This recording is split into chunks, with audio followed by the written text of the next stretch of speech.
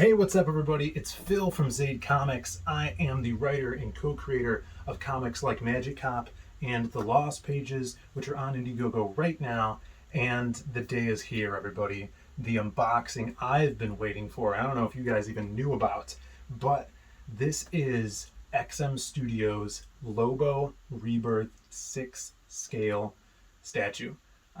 I'm so excited about this because I pre-ordered this bad boy in 2019 before I even started my journey writing graphic novels and coming out with Magic Cop 1. So it's been a long time coming. It's hilarious because I think this was supposed to come out last year around the holiday season, and I think just last week I checked up on it and I'm like, when is this thing coming out? Because I know I pre-ordered it and I want to know when I'm going to get it. So I checked the website. They said it was Q2 of 2021. And then that night, no kidding, that night, I got an email from XM Studios. They invoiced me for the rest of the payment.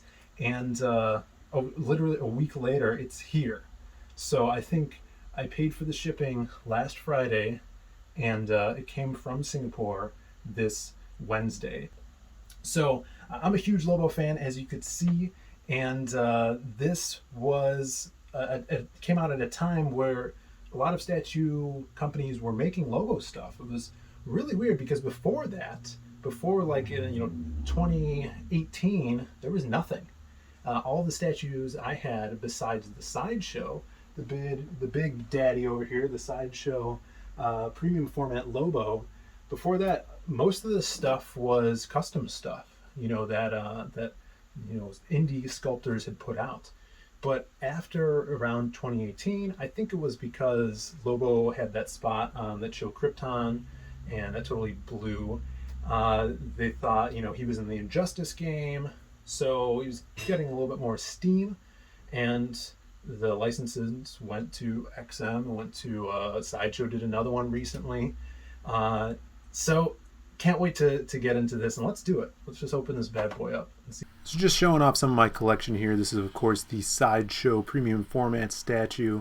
Some art, Omar Casanova, Rick Sellis, as well as Maria the Wolf. And this is the Iron Studios Rebirth Lobo. And this is only 15 of these made, the Christmas special Lobo. And of course, this is the first appearance of Lobo's statue. One of a kind right there. And let's check out this envelope. This is very chic, very mysterious, and inside of it is kind of the instructions. It has all the pieces labeled out for you. Really, really smart. Here we go. Unstrapping this bad boy. And that's the awesome thing about XM statues, is they're strapped together. We get this Alex Horley style head, the bad bass stitch with the dreadlocks, got some firepower for his motorcycle, and of course the handlebars. And when I first saw this, I'm like, why are one of the handlebars missing? We'll get into that in a second. So many accessories for his bike, and another head here with the goggles, kind of that Doug Mankey style laugh. I just love all the different styles you could display this statue with. Getting some dog bodies, some little accents to the base, and we'll talk about the base and how XM just excels with their bases. This is something really cool and interesting. They give you like a special edition metal card that you can display your statue with. We'll look at that in a second. And the second tier, you literally lift the styrofoam off and put it next to your second tier of goodies. There's the display hands, switch outs with the gun, and ladies and gentlemen, the main man himself, all sculpted. There's no mixed media on this. Even his jacket, even it looks like it's material, it is actually sculpted. And I don't know if you were able to tell that, but the other handlebar is attached to his hand. Was excited about the gun, the shotgun that goes on the back of the bike, and these beautiful energy, rocket fuel, fire blast coming out of the back of the bike. And speaking of the bike, here it is. Look at that. It's never looked so good. That is just so cool. So heavy metal. Such like a chopper from outer space. Some beautiful sculpts on the dog heads. There's two of them. Looking great. More switch out hands with the chain. You need that signature hook. And here's the base. The funny thing, the base is lighter than that bike. The bike is the heaviest thing, and we got number 9 of 258. So we have our base here. Let's start building this bad boy. I looked up the QR code on the back of basically the schematic map of all the pieces. It takes you to a YouTube channel. And it tells you, shows you where everything goes. So the little base, what should I say? The base details here.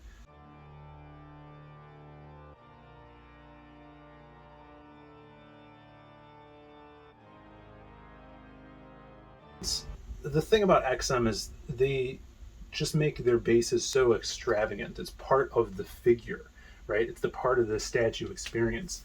If you look at statue companies like Iron Studios, they really don't, or at least when I was getting into them with the smaller Lobo Rebirth statue, the base wasn't really taken into account by the sculptor. But this whole thing is sculpted, and XM just knocks it out of the park with these bases. So next thing we're going to do here is bring the big Spaz Frag 666 in here, Lobo's space bike. It actually has most of the weight geared towards the front of the piece, as the front of the bike hangs off the base and is tilted to the side.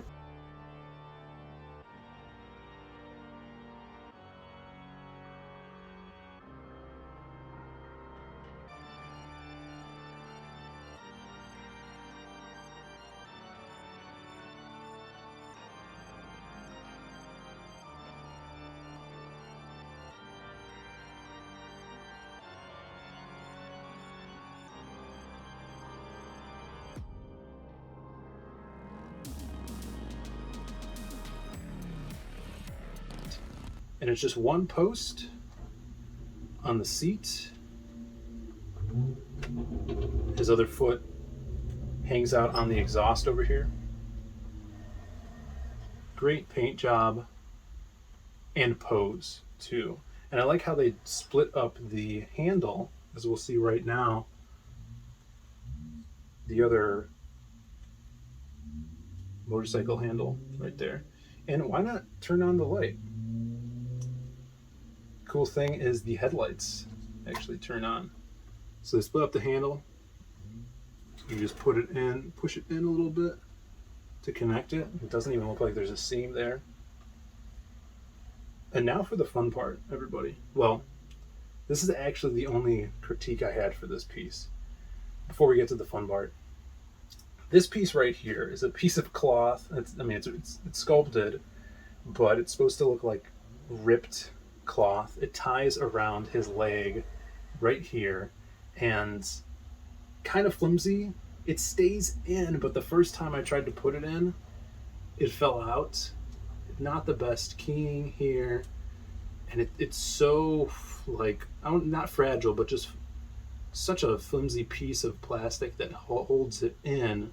Not a bad thing, because it does hold it in there, and you could spin it, but just getting it in there's no magnet. It's just plastic on plastic. But he's got the badass goggles as well.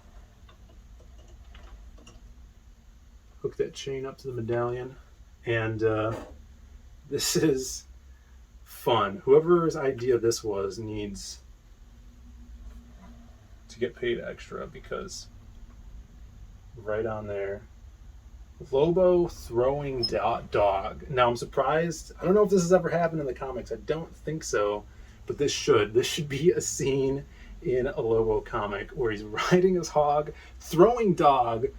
Dog has his tongue sticking out, wagging in the wind, and Lobo just looks like he's having a blast. This is something he'd totally do, because whenever people bring up and ask who Dog is, he never says he's his dog. He just thinks he's just some puppy that's, well, not puppy, but this animal that's following him around.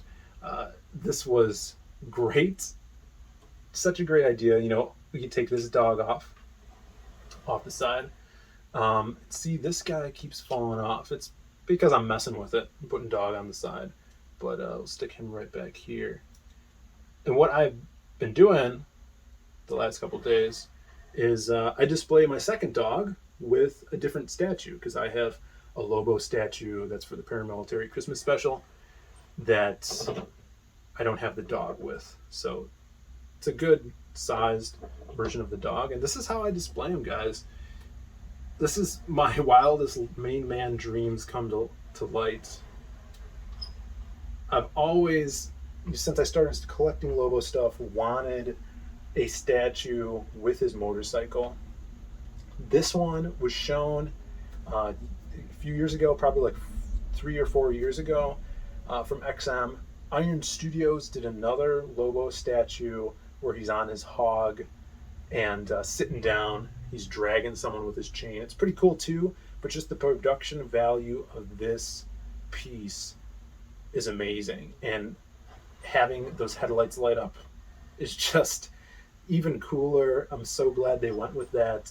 The detail on the bike, there's a flammable canister on the side, the shotgun, just everything, the switch outs.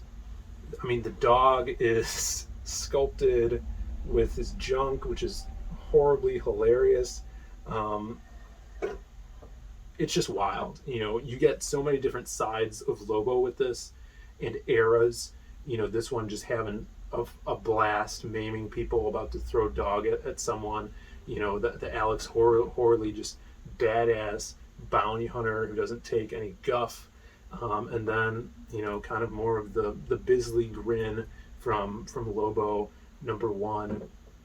I couldn't be happier with this thing. And this is going to be the Lobo piece for a while. So what do you guys think? You guys dig this? What do you think about the switch outs? Which combo is your favorite? Do you like the hook? Do you like the gun? Do you like dog hanging out on the side or flying through the air with his tongue hanging out? Do you like these statue videos? Because I have a bunch of statues. I did some videos early on in the YouTube series, but this format, my room is better for this now. From me and the main man, thank you for watching, and hope to see you again soon. Hit that like, subscribe, ring the bell for notifications. Check out our other videos. And again, comments always help. I love hearing feedback from the viewers. And this has been fraggin' awesome. We will see you again. Bye. Have you guys read our comics yet? Well, you can head on to Indiegogo right now and grab The Lost Pages. It is a superhero graphic novel written by myself with a cover by Simon Bisley, the guy who made Lobo who he is today. And this book ships the very next day. If you guys love the 1980s, then you're going to dig Magic Cop 2, which is crowdfunding currently, and it's going to ship in July. It's the 1980s meets monsters and magic. Get it now!